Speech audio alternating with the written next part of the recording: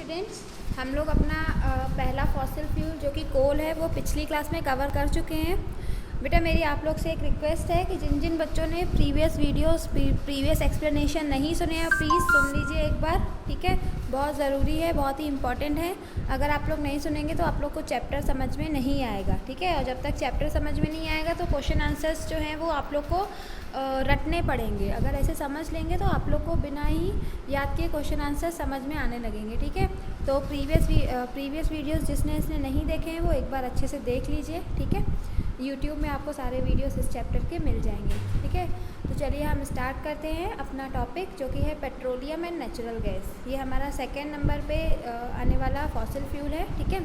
मैंने आप लोग को बताया था कि जो फॉसिल फ्यूल्स होते हैं वो हमें प्लांट्स और एनिमल्स के जो डेड रिमेन्स होते हैं उनसे मिलते हैं, ठीक है। ये पेट्रोलियम भी एक फॉसिल फ्यूल है। कोल हमें किससे मिला था? जो ट्री स्वैम्पी एरिया में, दलदली एरिया में उगते हैं उनके रिमेन से हमें कोल मिलता है, ठीक है। अब पेट्रोलियम कैसे मिलता है? जो मरीन एनिमल्स होते हैं, मतलब जो एनिमल्स पानी में, समुद्र में रहते हैं, तो वो जब मिलियंस ऑफ ईयर्स पहले जो मर चुके हैं तो उनके जो रिमेन्स होते हैं उनसे हमें क्या मिलता है? उनके जो डेड रिमेन्स होते हैं मरीन ऑर्गेनिजम्स के, उन्हीं रिमेन से हमको क्या मिलता है? पेट्रोलियम या फिर नेचुरल गैस मिलती है, ठीक है। अभी जो प्रोसेस है फॉर्मेशन की वो यहाँ पर लिखी हुई है, हम लोग देख लेते हैं, ठीक है। फर्स्ट स्टेप है टिनी marine organism died and settled on the floor. जो टिनी मरीन ऑर्गेनिज्म, छोटे छोटे मरीन ऑर्गेनिज्म है, मर जाते हैं और जो वहाँ की सतह रहती है, फ्लोर रहती है समुद्र की, ठीक है, वहाँ पे सेटल डाउन हो जाते हैं, ठीक है। Over time this layer of dead organism was covered beneath sediments. फिर क्योंकि नीचे क्या है, जो सेडिमेंट्स होगी, मड वगैरह होगी, धीरे धीरे उनकी बॉडीज़ जो हैं वो उस मड से कवर्ड होती जाएंगी, ठीक है। Enormous heat and pressure transform these remain to petroleum. फिर क्योंकि वो सेडिमेंट से कवर होती जाती हैं तो वो अर्थ में नीचे जाती हैं, ठीक है।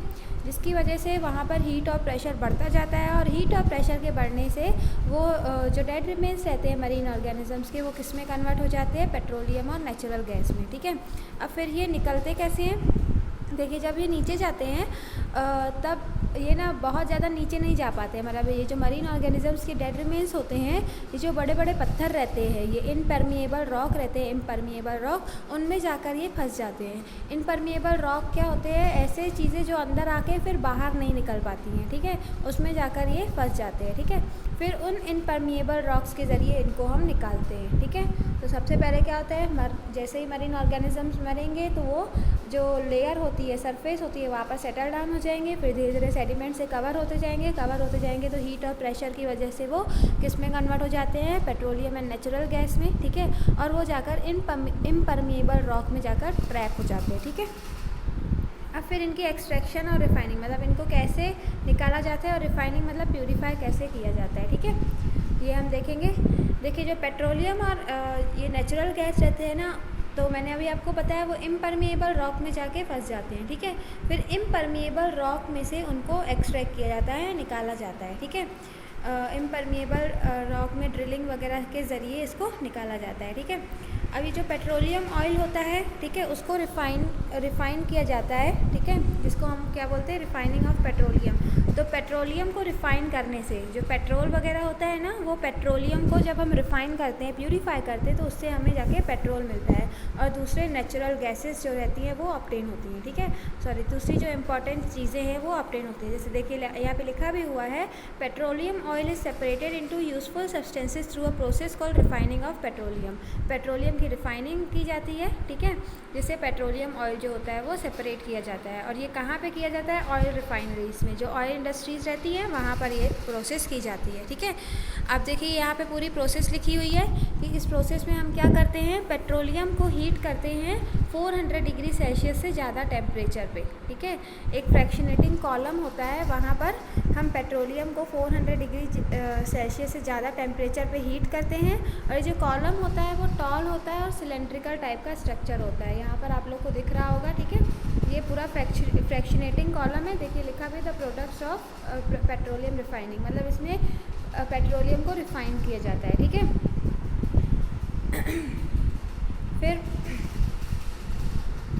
400 डिग्री सेल्सियस पे पेट्रोलियम को सबसे पहले हीट किया जाता है, ठीक है, फ्रैक्शनेटिंग कॉलम में। और ये कॉलम कैसा रहता है, टॉल रहता है, देखिए आप लोग लंबा सा दिख रहा है आपको, और सिलेंड्रिकल टाइप का स्ट्रक्चर रहता है, ठीक है। As the vapors of petroleum rise inside the fractionating column, they cool and condense at different height depending upon their boiling point. धीरे धीरे क्या होगा, जब हम हीट करेंगे तो उसके पेट्रोलियम के वेपर्स बनेंगे, वेपर्स जैसे जैसे ऊपर जाएंगे तो वो कूल होते जाएंगे और कंडेंसेशन उनका होता जाएगा, ठीक है। अलग अलग हाइट्स पे देखिए यहाँ पर आप लोग को दिख रहा होगा, ये अलग अलग यहाँ पे टेम्परेचर सेट है, ठीक है। तो ये अलग अलग हाइट पे जैसे ही मतलब ऊपर जाते जाएंगे, क्योंकि टेम्परेचर जो है वो डाउन होता जा रहा है, जिसकी वजह से जो वो वेपर्स है वो कूल होने लगेंगे, ठीक है। और कूल होने के बाद क्या होता है, वेपर्स का कंडेंसेशन होता है, ठीक है। Uncondensed hydrocarbon petroleum gas pass out of the column. फिर उसके बाद एट लास्ट हम अनकंडेंस हाइड्रोकार्बन जो पेट्रोलियम गैस होती है उसको कॉलम से पास आउट किया जाता है। ये जो पूरी पेट्रोलियम की रिफाइनिंग प्रोसेस होती है उसको हम क्या बोलते हैं, fractional distillation of the petroleum, petroleum का फ्रैक्शनल डिस्टिलेशन। हम लोग एक बार यहाँ पे फिगर में देख लेते हैं, देखिए अबव 400 डिग्री सेल्सियस, ये देखिए यहाँ पर आप लोग को लिखा हुआ है, ठीक है, सबसे नीचे ये above 400 degree Celsius. Lubricating oil निकलता है यहाँ से, और इसको हम किस लिए यूज़ करते हैं, लुब्रिकेशन पर्पस के लिए, ठीक है। वो आप लोग मशीन्स वगैरह में देखते होंगे, वैक्स वगैरह में इसका यूज़ किया जाता है, ठीक है। कैंडल्स बनाने में इसका यूज़ किया जाता है, ठीक है। फिर उसके बाद अगर आगे देखें आगे क्या होता है, ये 350 से 400 डिग्री सेल्सियस टेम्परेचर पे क्या कलेक्ट होता है, फ्यूल ऑयल कलेक्ट होता है, ठीक है। और ये फ्यूल ऑयल कहाँ पे यूज़ होता है, पावर स्टेशंस में या फिर शिप में, ठीक है। यहाँ पे देखिए अब आगे आते हैं तो यहाँ पे 250 से 350 डिग्री सेल्सियस टेम्परेचर पे डीजल निकलता है। डीजल आप लोगों ने सुना होगा, जो गाड़ियों वगैरह में यूज़ होता है, और इसे मोटर व्हीकल्स या फिर जनरेटर्स में यूज़ करते हैं, ठीक है। फिर और ऊपर जाएंगे तो टेम्परेचर और डाउन होगा, ठीक है। 170 से 250 डिग्री सेल्सियस में टेम्परेचर आ गया है, और इस पॉइंट पे केरोसिन फ्यूल, ठीक है, आप लोग जानते हैं ना, मिट्टी का जो तेल होता है उसको अलग किया जाता है, ठीक है। और ये लैंप या फिर स्टोव्स में यूज़ किया जाता है। फिर जब और ऊपर जा रहे हैं, टेम्परेचर जो है वो 40 से 170 डिग्री सेल्सियस पहुंच गया है, और इस पॉइंट पे हमें क्या मिलता है, पेट्रोल। और पेट्रोल आप लोग जानते ही हैं, ऑटोमोबाइल्स वगैरह में जो हम लोग के व्हीकल्स रहते हैं उनमें हम यूज़ करते हैं, ठीक है। फिर और जब टेम्परेचर 40 डिग्री सेल्सियस से भी कम पे पहुंचता है तो यहाँ से क्या निकलती है, पेट्रोलियम गैस। और पेट्रोलियम गैस जो होती है वो LPG ही है, जिसको हम लोग यूज़ करते हैं, जो डोमेस्टिक फ्यूल है, ठीक है। इन लिक्विफाइड मतलब पेट्रोलियम गैस से ही क्या बनती है, LPG, मतलब पेट्रोलियम से ही ये सारे प्रोडक्ट्स जो हैं, पेट्रोलियम की जब रिफाइनिंग करते हैं हम लोग, ठीक है, रिफाइनिंग करने से लुब्रिकेटिंग ऑयल मिलता है, ठीक है। और देखिए यहाँ पर ये बॉयलर है, ये आप लोग को दिख रहा होगा, ठीक है। इस बॉयलर में ही हम क्या डालते हैं, crude oil. Crude oil means वही पेट्रोलियम जो हमें मिल रहा है, पेट्रोलियम ऑयल, उसी को हम लोग डालते हैं, ठीक है। और उसके बाद इसको प्योरीफाई करना स्टार्ट करते हैं, ठीक है। ये लुब्रिकेटिंग ऑयल मिला, फ्यूल ऑयल मिला, डीजल मिला, केरोसिन मिला, पेट्रोल मिला और LPG, ये सब किससे मिला है, एक उससे जो हमें पेट्रोलियम ऑब्टेन हो रहा है इम्परमिएबल रॉक से, उससे, ठीक है। मतलब उसको प्योरीफाई करने पर ये सारे प्रोडक्ट्स हमको मिलते हैं, ठीक है। अब natural gas consist mainly of methane. जो नेचुरल गैस होती है उसमें मीथेन होता है। मीथेन मीन्स CH4 एक वो है, कंपाउंड है, मीथेन प्रेजेंट होता है नेचुरल गैस में, ठीक है। और इसको यूज़ किया जाता है इलेक्ट्रिसिटी जनरेट करने के लिए, ठीक है। जो CNG होता है, कंप्रेस नेचुरल गैस, वो आप लोग जानते हैं, ऑटोमोबाइल्स वगैरह में यूज़ किया जाता है, ठीक है। और as it is more environment friendly than petrol और डीजल। CNG जो है उससे पॉल्यूशन कम होता है, इसलिए इसको इको फ्रेंडली या फिर इन्वायरमेंट फ्रेंडली बोला जाता है। जबकि पेट्रोल और डीजल से पॉल्यूशन लेवल जो होता है वो ज़्यादा होता है। मैंने आप लोग को उसमें पढ़ाया था कैरेक्टरिस्टिक्स ऑफ फ्यूल में, कि पेट्रोलियम एंड डीजल से पॉल्यूशन जो होती है वो ज़्यादा होती है, इसीलिए अब कंप्रेस नेचुरल गैस का यूज़ किया जाता है। कंप्रेस नेचुरल गैस से क्या होता है, ये एक इको फ्रेंडली फ्यूल है, ठीक है। फिर उसके अलावा नेचुरल गैस को हम यूज़ करते हैं डोमेस्टिक फ्यूल के एज अ डोमेस्टिक फ्यूल्स, ठीक है। जो डोमेस्टिक फ्यूल होता है वो पाइपलाइंस के ज़रिए हमारे घर तक पहुंचाते हैं, ठीक है, या फिर आप लोग सिलेंडर्स में भी देखते हैं। इसके अलावा नेचुरल गैस से अमोनिया प्रोड्यूस किया जाता है, ठीक है, हाइड्रोजन प्रोड्यूस किया जाता है, और स्टील वगैरह के मैन्युफैक्चरिंग में इसका यूज़ किया जाता है, ठीक है। अब यहाँ पर हमारा फॉसिल फ्यूल हमने पढ़ा है, ठीक है। अब इसकी लिमिटेशन, इसकी क्या क्या खामियां हैं, ठीक है, क्या क्या कमियां हैं इनमें, हम वो देखेंगे, ठीक है। चलिए स्टार्ट करते हैं। तो लिमिटेशंस क्या क्या हैं फॉसिल फ्यूल की। पहला है लिमिटेड अवेलेबिलिटी, ठीक है। जो फॉसिल फ्यूल हैं वो बहुत टाइम लगाते हैं बनने में, ठीक है, बहुत ज़्यादा समय इनको लग जाता है बनने में, लेकिन हम लोग जो हैं इसका यूज़ बहुत ज़्यादा अमाउंट में कर रहे हैं। जितना ये अवेलेबल नहीं है उससे कई ज़्यादा अमाउंट में हम लोग इसका यूज़ कर रहे हैं, ठीक है। जिसकी वजह से क्या होगा, एक समय ऐसा आएगा कि धीरे धीरे ये फॉसिल फ्यूल्स ख़त्म हो जाएंगे। बनेंगे तो सही, लेकिन उनको बनने में फिर से वही मिलियंस ऑफ ईयर्स लग जाएंगे, ठीक है। लेकिन जिस तेज़ी से हम लोग अभी इसका यूज़ करते जा रहे हैं, तो एक समय ऐसा आएगा जब फॉसिल फ्यूल की सप्लाई एकदम ही ख़त्म हो जाएगी, ठीक है। नेक्स्ट है एयर पॉल्यूशन। फॉसिल फ्यूल से इसमें फॉसिल फ्यूल्स में बहुत सारे अनडिज़ायरेबल सब्सटेंसेस होते हैं जिनको हम पॉल्यूटेंट्स बोलते हैं, और ये पॉल्यूटेंट्स जो हैं वो हार्मफुल इफ़ेक्ट करते हैं। मतलब ये पॉल्यूटेंट्स कहाँ हो जाते हैं, एयर में मिक्स हो जाते हैं। अब एयर में जब मिक्स हो जाएंगे, उसी एयर को हम ब्रीथ करते हैं, तो वो हमारे लिए भी बहुत ज़्यादा इफ़ेक्टिव है, बहुत ज़्यादा हमारी लाइफ को बहुत ज़्यादा प्रभावित करता है, ठीक है, और नेगेटिव इफ़ेक्ट लाता है। और उसके अलावा जो दूसरे ऑर्गेनिज़म्स हैं जो अर्थ में एग्जिस्ट करते हैं, उनके लिए भी ये सब क्या है, हार्मफुल है, ठीक है। अब हम आगे देखते हैं कि कौन कौन से एयर पॉल्यूटेंट्स जो है वो इस पॉल्यूशन की एयर पॉल्यूटेंट कौन कौन से ऐसे पॉल्यूटेंट्स हैं जो फॉसिल फ्यूल की वजह से रिलीज़ होते हैं, ठीक है। सबसे पहला है कार्बन मोनोऑक्साइड। कार्बन मोनोऑक्साइड एक कलरलेस, ऑडरलेस और टेस्टलेस गैस है, ठीक है। ये कब होता है, ये कब रिलीज़ होती है, जब फॉसिल फ्यूल्स का इनकम्प्लीट कंबशन होता है। मतलब ऑक्सीजन के एब्सेंस में जब फॉसिल फ्यूल्स का कंबशन होता है, तब कार्बन मोनोऑक्साइड रिलीज़ होती है, ठीक है। और ये जो कार्बन मोनोऑक्साइड है, ये हमें इससे क्या होता है, क्या क्या हार्मफुल इफेक्ट्स हैं इससे। It can cause headache, dizziness, ठीक है, and can lead two comma and death. इससे हेडेक होता है, डिजीनेस मीन्स चक्कर आने लगते हैं, ठीक है, अच्छा नहीं फील होता है, और किसी किसी को तो कॉमा भी हो सकता है, इवन डेथ तक हो सकती है। इतनी डेंजरस गैस है ये कार्बन मोनोऑक्साइड, ठीक है। नेक्स्ट है कार्बन डाइऑक्साइड। कार्बन डाइऑक्साइड जो है वो भी एक हार्मफुल गैस है। देखिए, कार्बन डाइऑक्साइड का यूज़ प्लांट्स करते हैं फोटोसिंथेसिस बनाने के लिए, लेकिन अभी आप लोग ने देखा होगा कि एक टर्म पढ़ा होगा, global warming. Global warming means क्या होता है, sudden increase in temperature of earth. अचानक से जो टेम्परेचर है अर्थ का, उसका इंक्रीमेंट होना, उसको क्या बोलते हैं, ग्लोबल वार्मिंग। देखिए, कार्बन डाइऑक्साइड गैस जितनी हमारे अर्थ में अवेलेबल होनी चाहिए, उससे कई ज़्यादा अमाउंट में इस समय एग्जिस्ट कर रही है। और क्यों एग्जिस्ट कर रही है, क्योंकि ये फॉसिल फ्यूल की बर्निंग की वजह से, ठीक है। क्योंकि केवल प्लांट्स ही इसका यूज़ करते हैं फोटोसिंथेसिस परफॉर्म करने के लिए, और तो कार्बन डाइऑक्साइड का यूज़ किया नहीं जाता है।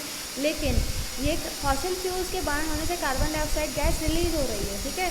अब वो रिलीज़ हो रही है तो वो हमारे अर्थ में है, जिससे क्या होता है कि ये हमारे अर्थ का टेम्परेचर इंक्रीज़ कर रही है, ठीक है। अर्थ का अगर एवरेज टेम्परेचर इंक्रीज़ होने लगेगा तो उससे क्या होता है, ग्लोबल वार्मिंग हो जाता है, ठीक है।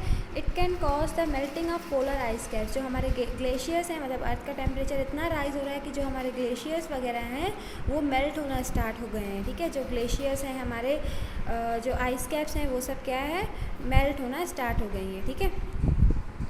तो कार्बन डाइऑक्साइड भी एक हार्मफुल गैस है जो कब रिलीज़ होती है, इन फॉसिल फ्यूल्स की बर्निंग से, ठीक है। फॉसिल फ्यूल्स जब हम यूज़ करते हैं तो उनसे कार्बन डाइऑक्साइड गैस रिलीज़ होती है, जो कि एक हार्मफुल है, ठीक है, हार्मफुल गैस है। उसके अलावा सल्फ़र डाइऑक्साइड और नाइट्रोजन डाइऑक्साइड, मतलब सल्फ़र के बहुत सारे ऑक्साइड्स होते हैं और नाइट्रोजन के बहुत सारे ऑक्साइड्स होते हैं जो कि इनके बर्निंग से रिलीज़ होते हैं। ये भी पॉल्यूटेंट्स हैं, ठीक है। ये जो पेट्रोल या डीजल वगैरह होते हैं, इनसे क्या निकलते हैं, नाइट्रोजन ऑक्साइड, ठीक है। These gases react with oxygen and water vapor present in the air to produce dilute solution of sulfuric acid।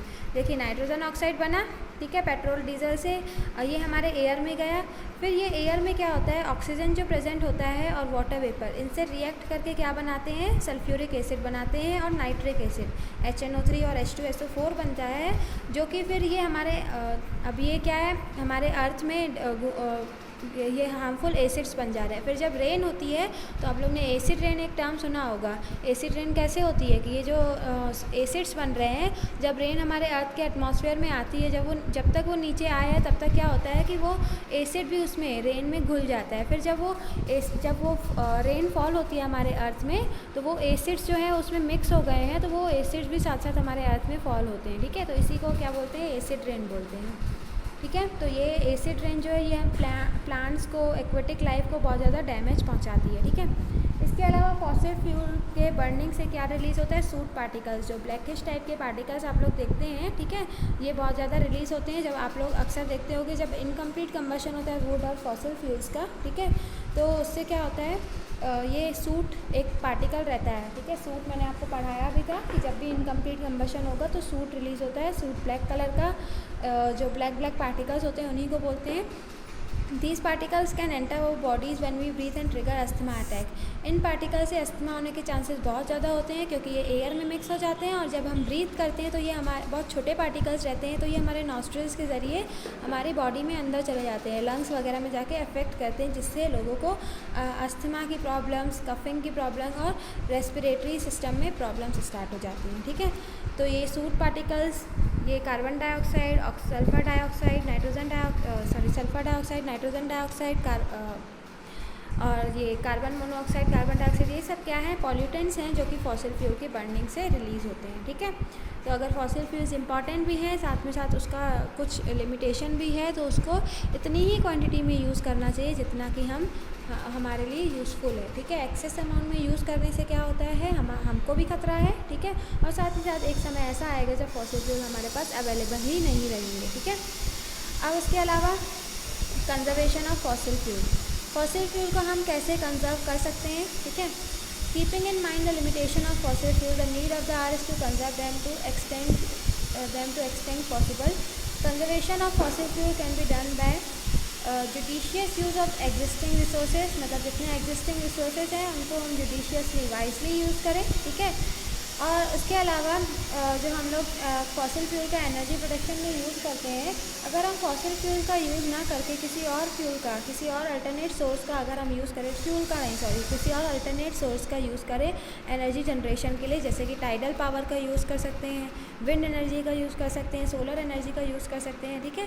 तो इससे क्या होगा कि फॉसिल फ्यूल्स की अवेलेबिलिटी भी रहेगी, ठीक है, और पॉल्यूशन के भी चांसेस कम हो जाएंगे, ठीक है। तो ये इसके हो गए कंजर्वेशन कि हम कैसे इनको बचा सकते हैं। आजकल आप लोगों ने सुना होगा बहुत ज़्यादा सोलर पावर जनरेशन भी हो रहा है, ठीक है।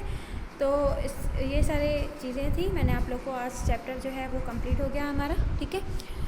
तो स्टूडेंट्स, अब मैं आपको एक्सरसाइज प्रोवाइड कर दे रही हूँ, उसको आप फाइंड आउट करके फिल करिए, ओके।